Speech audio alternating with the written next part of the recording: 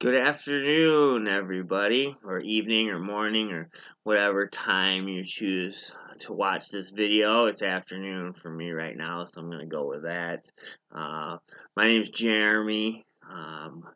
Once again, coming to you from inside my lovely living room. And I'm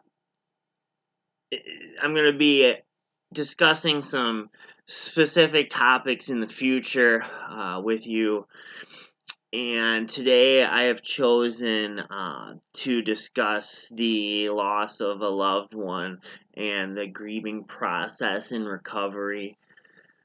And some of the steps that you need to take to ensure the fact that you won't relapse and that we can continue on this path of recovery that we have started for ourselves. So, uh, unfortunately, this topic is one that's pretty inevitable in most of our lives.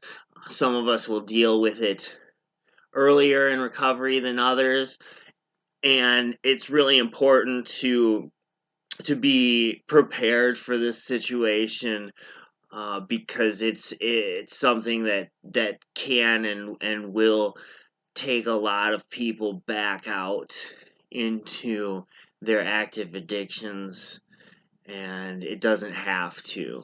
So I was looking into the five-step stages of grieving, and in looking into that, I came across one that added a couple steps. So it was 7 stages, which I really liked. So I'm going to talk about that for a second.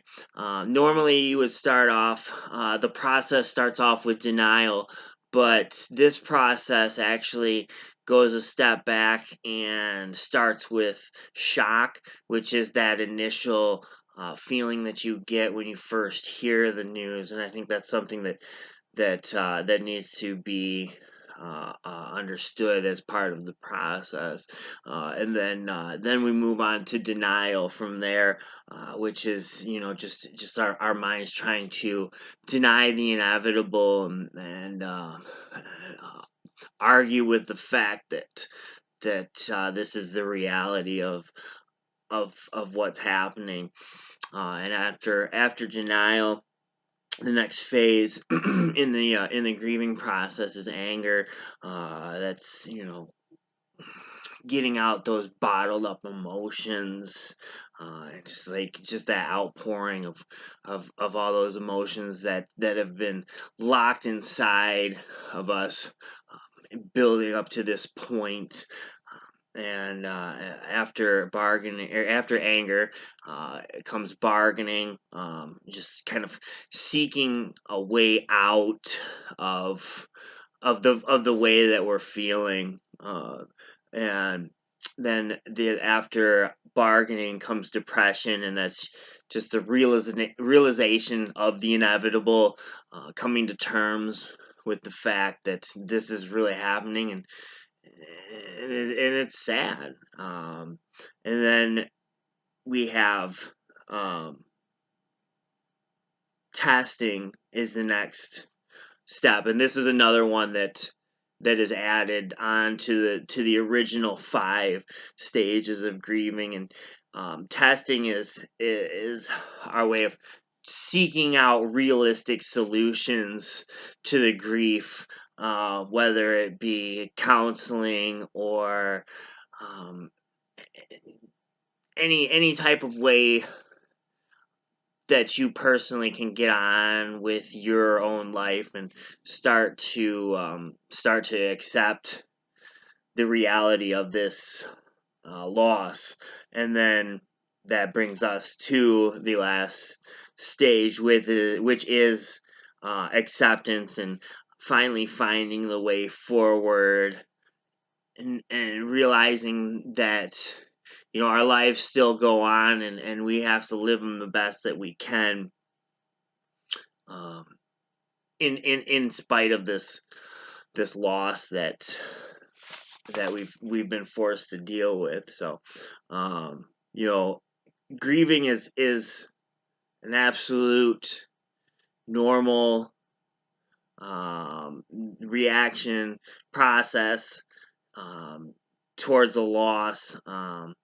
And in researching this, what I've come across is that usually the process can take anywhere up to 6 months.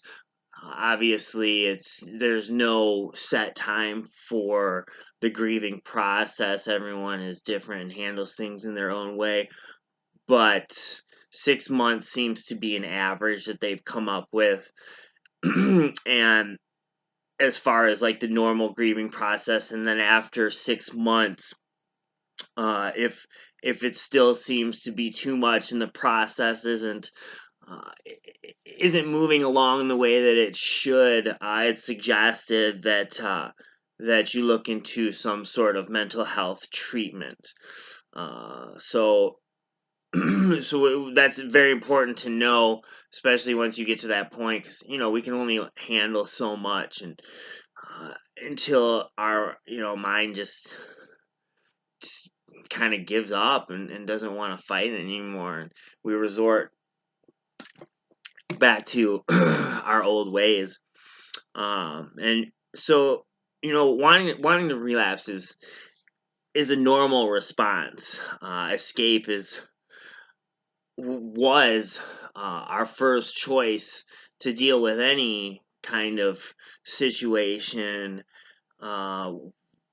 when it came to overwhelming emotions. For years we've conditioned ourselves to bury these emotions and to hide from things through the use of drugs and alcohol. And the point is to not have to do that anymore. And through recovery and being aware of these things, we can do that. So some of the things that are important when dealing with the loss of a loved one is to give yourself permission to grieve. It's okay. Don't stop your feelings. Let them come out. They're normal. They're natural. Everybody has these feelings, and don't judge yourself for them. You're not alone in this process. You're not alone with these feelings. um, and sometimes even doing the most basic tasks can seem trying, but eventually that feeling will fade and things will get better. Another another thing to be aware of is to just stick to your treatment program, whether you choose therapy or church or one of the 12-step programs. It's important and extremely beneficial to get out of the house and get out of your own head, and seeking help from others, talking about your problem, is extremely important in this process. And the principles that helped get you through detox and early recovery can be of service to you again. And it's extremely important to use all these services, all these things, all these tools that you've been collecting over the years to get through this process without resorting to old behaviors. It's also extremely important to spend time with others.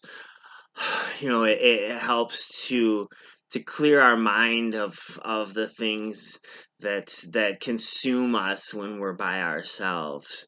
Um, Another important thing to take into consideration is to make sure that you make a concentrated effort to avoid trigger situations. This is an extremely vulnerable time for us, and it's important to limit any exposure to stressful situations and environments.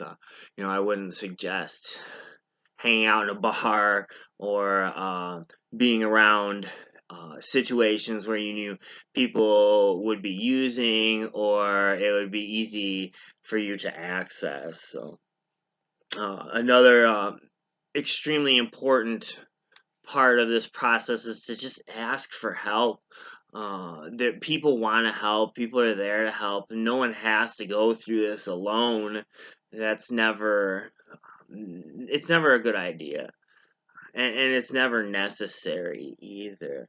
But be specific about what you need, and the help that you need. Don't just assume that people are going to know what you want, and then be upset when they don't help you in a way that you need help with. And then when the time is right, then you can make sure that you show your gratitude and appreciation. Make sure that's evident. It's also extremely important to give back to others. Focusing on the things that are good and positive can help you move forward in processing grief. um, uh, Volunteering can connect you with different people who are struggling, and helping them in turn helps you. It's always satisfying to see that you can still give back to others and help them. Another important part of the process is create a new goal. This something that'll help fill your life um, with good is important after a loss. Choose a goal that's important to you, and something that doesn't require a lot of time to do. So something that you can accomplish within like 30 to 60 days, and that'll help you make process in an area of your life that's important to you, like spiritual growth, your career, your family life. And last, get back on track. If you do relapse because of this loss, it's not the end of the world. It doesn't mean that you have to go back into full blown addiction. Um, get back with your sponsor or your therapist or your priest, or whoever you feel safe confiding in, and move forward. We make mistakes, things can throw us off track for a minute, but just because you fell off the track for a minute doesn't mean that you have to stay off. There's always a chance to get back on. As long as you wake up, you still have a chance to fight. So don't let a relapse on top of the grief that you're feeling ruin your whole life. It was just a bad day. It wasn't something that needs to be, to turn into a whole lifetime of misery again.